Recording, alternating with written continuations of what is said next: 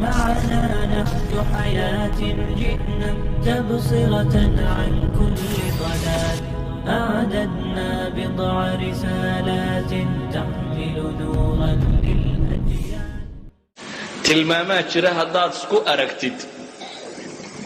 aad khatar ku sugantahay khafladii waa soo socotaay is ilaali maxaa ka mid ah khaflada calaamaadka lagu yaqaano waxaa ka mid ah attakaasul can itaacaat haddaad aragto qofka oo ka caaj haddaad naftaada aragto iyadoo marka cibaadada iyo daacada la soo qaadana ay caajis iyo wahsi iyo hamaansi bilaabayso marka sheekada iyo hadaltirada iyo tirrogta la wadana aad nashiid iyo qof firfircoon oo soo jeedo aaraa badan oo hadal fiican oo warramaya aad noqoto ogsanow xanuunku bilowgu kugu yihi waa wax ka mid ah acraadii sidaa awgeed nabigu calayhi salaatu wasalaam axaadiistiisu waxay tilmaamayaan wax arrinkan u eg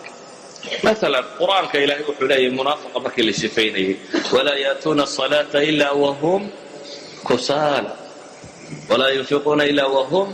كارهون وإذا قاموا إلى الصلاة قاموا كسالى يراؤون الناس ولا يذكرون الله إلا قليلا إلهي وحط المامة سبحانه وتعالى الصفة منافق لماذا قلبي يدكته قرن ما يسيادوه قفكم منافق بما مؤمن بوحى قلبي يسكجره لكن منافق لماذا مركي قلبي يدكته أعراض سمت مسك حمضة كم مقارنة كو قياسي ساد رأي زكري وحق أسوسي جنجيرا وحويا بين هيلي لا يأتون الصلاة إلا وهم كسال صلاة ما يمدني وعاجسة وكل بتهي مويان هل كي النبي محمد عليه الصلاة والسلام صلاة ضاي واحد مركي دبت قفصة ماشوا معين صدبة أرحنا بها يا بلال لها استعينوا بالصبر والصلاة إلهي القرآن كقلت المامي إذن هذا تركته adigoo jumca iyo jamaacaadka jarjaraya waa mushkilad waa calaamo ka mid ah calaamaadkaasi sadaradeed buu nabigu wuxuu leeyahay calayhi salaatu wasalaam xadiidka muslim ku yaala duul ka tageen yani jumca ka tagistooda joojiyeen amase ilaahi subxaanahu wa tacaala la yakhtimanna allahu calaa quluubihim ilaahay baa qalbigooda dhababi doona kadibna waxay ka mid noqon doonaan buu nabigu yidhi kuwa qaafiliinta ah haddaad jimcaha ay ku dhaafdhaafo aad u jarto waxaad ku biiraysaa ahlu khaflaha haddaad aragto duul salaadii jimco oo la aqimay amase la aadimayo dukaanka weli sii iibiibinayo wada ogsoonow khafladii baa ku haleeshay calaamaadka khaflada lagu garto waxaa ka mid ah ay culimmadu yidhahdeen alistihaana bilmacaasi qofkoo agtiisa ay ku fududaato macsidu adhowaad iska toobadkeenaa macaynkan ee iska samey tan gabadhan iska salaan tan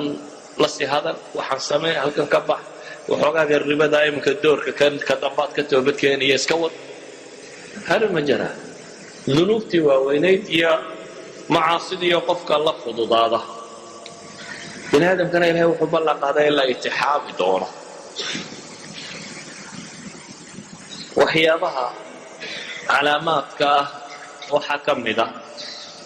qofka oo wakhtigiisu uu lumo biduuni faa'ida raasamaalka ugu weyne qofka bini aadamkii haystaa waa wakhtiga waayo cimriga la sheegaya waa imisa 60 baan jiray 50 baan jiray 70 baan jiray waxaad sheegaysaa waa saacadaha kan jaaniska aad nolosha ku haysataa waa saacadaha kan waa raasamaalka xaqiiqiga waa raasamaal saacad waliba markay tagto waxa kaloo dhan waa la soo celin karaa isaga lama soo celiyo saacadii ku dhaaftay intaad ma soo laabayso wixii ugu weynaaye qofka bini aadamku uu haystay saxaabada waxaa la yidhahdaa waxay caan ku ahaayeen wakhtigooday kaga shaxiixsanaayeen dirhamka iyo diinaarka inagu yacni lacagtaynu bukhala ku nahy waktiga laakiin waad ogosha inaad iska sheekayso boodboodo waxa ka iska wado ama wax soo bix haddii lagu yidhaahdo aad bad gacanta u xijiraysa iyagu xooluhu qiimaha weyn may samayna waktiga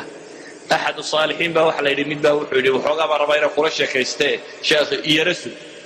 wuxuu ku yidhi ordoo cadceedda jooji yani cadceeddu waa igu socotaa time baa igu socda buu leeyahy dardasho war uma hayo weeyaan waktaa soconaya haddaad aragto qofka oo waktigiisu uu cidla kaga lumayo waa xanuunka kan bahaya qofka oo aanay la weynayn waxyaabihii uu ilaahay ugu dhowaan lahaa subxaana wa tacaala qofka oo aan qur-aanku raadaynaynin iyo cibaadaadka kani waxaasoo dhamme ikhwati fi lcaqiida waa acraad ama symptoms ama calaamado qaflada lagu garto